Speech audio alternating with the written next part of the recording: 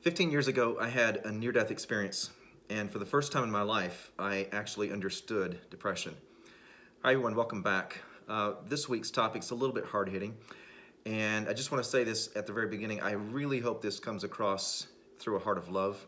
I certainly wouldn't pretend to understand or know what you're going through right now, and especially if you're dealing with depression, because we're asking the question, has your depression become an addiction?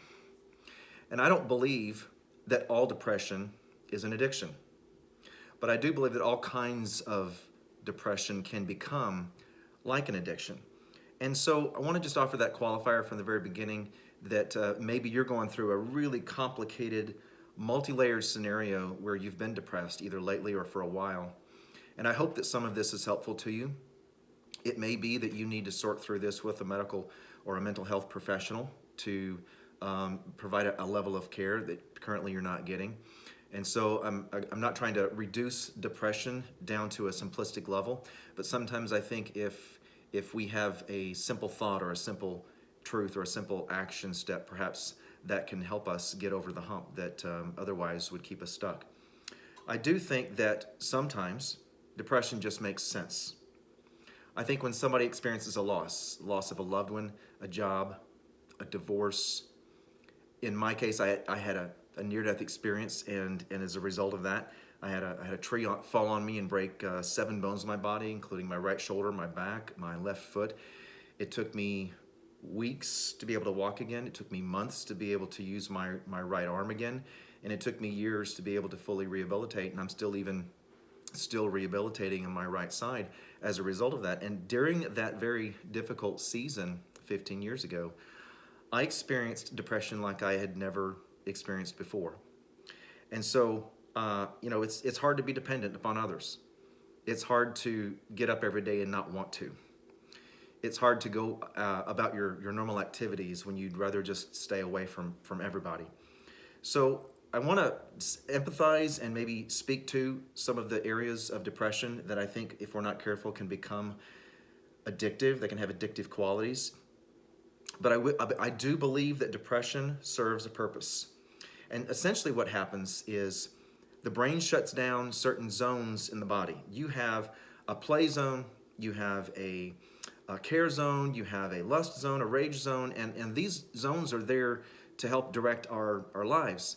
But when you're going through depression, essentially several other zones of your brain start to shut down so that you can begin to administer or receive care and focus on loss that you've experienced and process that and hopefully place some value to it. I do believe that depression is purposeful, but it's not intended to be permanent. Now, the problem is if a person believes that their depression is permanent, then they can have certain side effects that can become like a self-fulfilled prophecy. Let me share a few of them with you. The first one's a pity party. A nicer way to say that would be chronic self-soothing. Now, who doesn't like a good pity party? The problem is, it's like a fast food drive-through. I mean, every once in a while, a burger and fries is fine, but if you have a steady diet of it, it's just not good for you. And so that can become a chronic side effect if you're not aware of that. Another one is social isolation. And so when you're in social isolation, you lose a lot of things. You lose perspective, you lose neurochemicals like vasopressin and oxytocin that can only be received and administered when in community and connection with other people. You lose feelings of connection. You experience cognitive rewiring, and one of the most popular ones that I hear is that people begin to believe that nobody cares about me. So social isolation is a bad idea when you're experiencing depression, and long term it can become a side effect. Another one is habituation. I mean, habits can become lifestyle. And so what it essentially is, you revolve your entire life around depression medication, depression therapy, depression doctor's appointments, depressive thoughts, depressive labels, depressive diagnostic criteria. The problem with diagnoses is that they are only supposed to be helpful for identifiers. They are not intended to be identities. And so when we look at some of these side effects, it's very easy to understand why somebody would wake up every day and say those deadly words, I am depressed. And so we essentially can program ourselves into a lifestyle that becomes something we do without question. And then finally, the last side effect I want to mention is the reason for this video. It's addiction. I mean, an addiction is something that provides highs and lows because it provides something in return, like self-pity or isolation. It provides familiar paths, things that are predictable, things that are known. It provides needed distraction, perhaps from responsibilities that we really don't want to do. It can provide something on the inside that looks very different on the outside. So when we see someone who's depressed, they look miserable, but on the inside, there's actually a form of comfort that's being fostered and administered. So here's what I want to talk about for just a little while with you. Like, what do you do then? What if your depression or someone that you care about and their depressive symptoms have gone on for so long that they begin to now, what you think, exhibit symptomology that looks like addiction? Here's one suggestion. Stop building a lifestyle around depression. Stop saying, I'm depressed. Let each day stand on its own. Today, I'm having a self-care day. Today's a down day. Today's a rest day. Today's a reset day. But then follow it up with a possibility. But tomorrow's is probably going to be better. Or tomorrow is hopefully going to be better. You can be honest with yourself about where you are without sabotaging where you haven't arrived yet. Let's let each day stand on its own and refuse to plant today's feelings in the fallow soil of tomorrow's possibilities. I mean, tomorrow has possibilities if you allow it. And so, first of all, just stop building your lifestyle around depressive thinking, depressive talking, depressive lifestyles.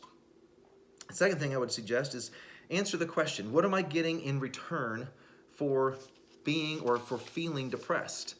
And so go back to those identifiers, or rather those side effects that I talked about. The self-soothing, the social isolation, the dependency upon others, the habituation, the comfort that, strangely enough, comes from feeling bad. So answer that question. What am I getting in return? Here's another suggestion. Ask for help for your addiction, not necessarily your depression. If your depression's been going on for a while, likely it was there for a reason. And if it's gone on for a long time, maybe the reason's gotten lost in translation. And really what you're doing right now is just managing symptomology. And so what you might need is someone to help you with your depressive symptoms. And then maybe you can get to the place where you're actually able to deal with the depression and take a look at why you're there in the first place. So when I work with people who exhibit or present with depression, there's some questions that I ask right off the bat. The first question I ask is, should you be depressed? That question is answered usually fairly quickly. If someone's experienced a loss, if someone's just gone through a divorce, if someone's been abused or mistreated, I mean, that's a no-brainer, of course. And it's not the problem. It presents as the problem, but it's really the symptom of something else. And so I ask that question, does it make sense that they're exhibiting depressive symptoms? The second question I ask is your lifestyle keeping you stuck? I tell this to my clients all the time. The three-legged stool of mental health, RAN. I ran to mental health. Rest, activity, and nutrition. When I say rest, I don't just mean a night's rest. I mean like regular rest from work, days off, time away, getaways, vacations, holidays, Sabbaths, not working all the time, and yes, absolutely, a night's rest. Activity, mental activity, growth and learning, spiritual activity, spiritual disciplines, physical activity, exercise, making sure that you're moving your body. As you move your body, your mind will follow. And then, of course, nutrition. We are getting so much information right now about brain health with regard to its connections to nutrition that it's worth taking the time to Google that and do some research on how certain foods contribute towards higher levels of brain activity, and then, of course, certain foods do not. And so paying attention to your lifestyle, sometimes people are exhibiting depressive symptoms because there's something in their lifestyle that's out of balance. The third question that I ask people when they come in and they exhibit with depressive symptoms, are you ready to understand your depression? In other words, are you ready to talk about how did you get here and where are you right now? And what does your lifestyle look like? And what are you doing that's helpful? What are you doing that's not helpful? What friends do you have that are providing support? Where do you need more support? Are you open to making new connections and new friends? And so obviously this isn't like all at once or even at the beginning.